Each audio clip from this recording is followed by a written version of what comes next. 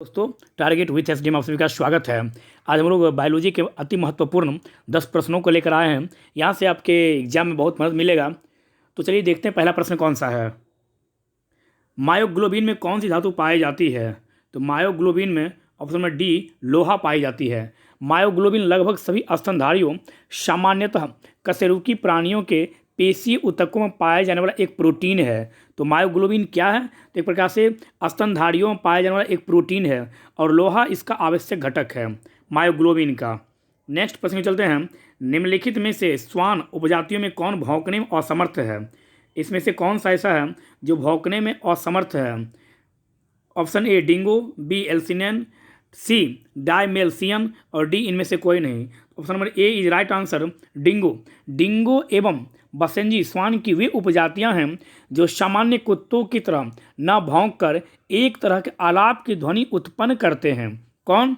तो डिंगो जो है यह भौंक नहीं सकता है, एक तरह से आलाप करता है। यह आप यहाँ से याद रखेंगे। चलते हैं नेक्स्ट प्रश्न की ओर। रेड रिबन एक्सप्रेस चलता फिरता दृश्य साधन किसके लिए?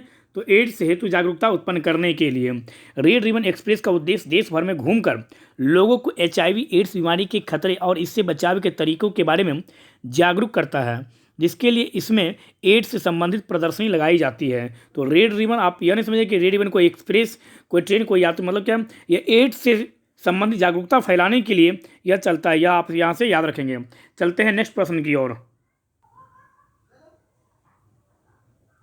नेक्स्ट प्रश्न है, मानव शरीर के भीतरी भाग में रोगों की पहचान की जाती है किससे? तो मानव शरीर के भीतरी भाग में रोगों की पहचान option number B right answer endoscopy यंत्र से किया जाता है।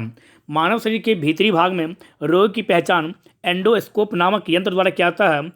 और कार्डियोग्राफ क्या है? तो कार्डियोग्राफ हृदय की गति को अभिनियंत्रित करने वाला उपकरण है। मतलब क्या, हृदय की गति को कौन नियंत्रित करता है? तो कार्डियोग्राफ के द्वारा हृदय की गति को अभिनियंत्रित किया जाता है।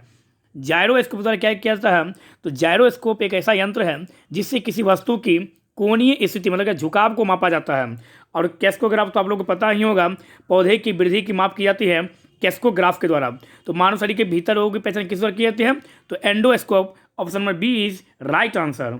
नेक्स्ट प्रश्न है, जब डॉक्टर किसी को कहता है कि उसे क्या कहता है, उसे टेट्राप्लेजिया हो गया है, तो उसका आशय होता है उसे कौन सा पक्षाघात हो गया है?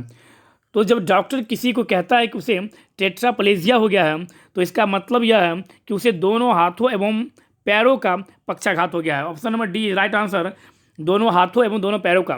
टेट्राप्लेजिया तात्पर्य दोनों हाथों एवं दोनों पैरों के पक्षाघात से है। इसे क्वाड्रीप्लेजिया भी कहा जाता है। क्या? तो इसे क्वाड्रीप्लेजिया भी कहा जाता है।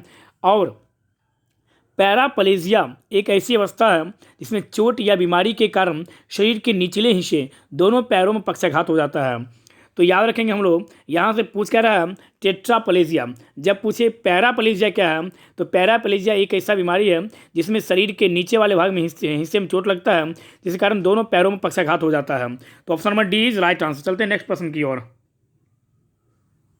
नेक्स्ट प्रश्न है, प्राणियों में आहार, श्वसन और संश्लेषण तीनों प्रमुख गुण है किसके? तो तीनों प्रमुख गुण हैं स्थिरता का। Option number D is right answer.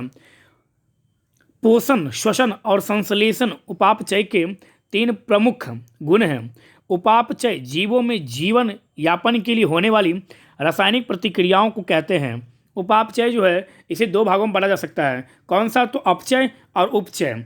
तो अपचय कार्बनिक पदार्थों का विघटन करता है, जैसे कोशिकीय श्वसन से ऊर्जा का उत्पादन करना, यह एक अपचय है। और उपचय क्या है? तो उपचय ऊर्जा का प्रयोग करके प्रोटीनों और नाभिकीय अम्लों जैसे कोशिकाओं के अंशों का निर्माण करता। तो कोशिकाओं के अंशों का निर्माण करना उपापचय के किस हिस्से में आता है? तो उपचय के हिस्से में। जबकि कोशिकीय श्वसन से ऊर्जा का उत्पादन करना तो उपापचय के अपचय भाग में आता है। यहाँ से आप यह भी याद रखेंगे। तो श्वसन, आहार, संश्लेषण, यह तीनों प्रमुख गुण किसका? तो स्थिरता का। चलते हैं नेक्स्ट प्रश्न की ओर। कृत्रिम रेशा का निम्नलिखित में से क्या नाम है? तो कृत्रिम रेशा एक प्रकार का सिंथेटिक फाइबर है जिसे रेयॉन नाम से भी जाना जाता है। तो option number A is right answer.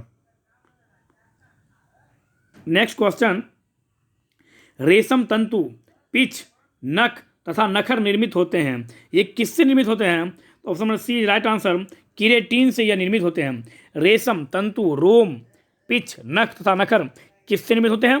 तो ये तीनों के तीनों केराटिन नामक जो प्रोटीन है उससे निर्मित होते हैं। यह आप यहाँ से याद रखेंगे। चलते हैं नेक्स्ट प्रश्न की ओर। निम्नलिखित में से कौन सा पादप रेशा तने से प्राप्त होता है?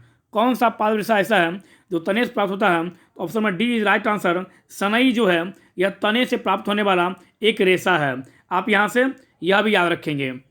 इसी तरह से वो कभी पूछ दे आपसे कि कौन सा जीव ऐसा है जो अपनी त्वचा से सांस लेता है, बहुत बार यह पूछा जा चुका है। और ऑप्शन दे आपको मछली, मेढक, कबूतर और तिलचट्टा।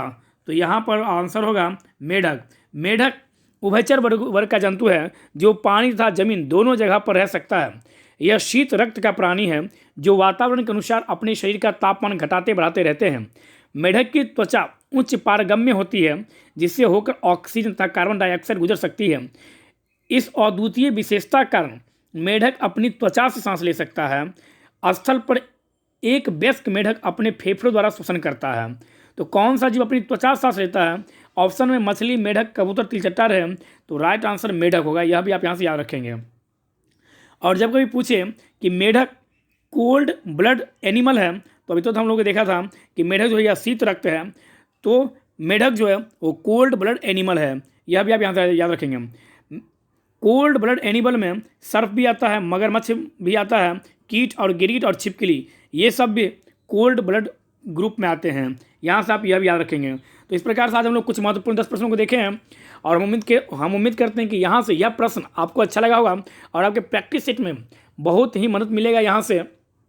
और आप प्रयास कीजिए कि लगातार मेहनत कीजिए और एनटीपीसी का एग्ज़ाम में अत्यधिक आपसे साइंस ही पूछाता है।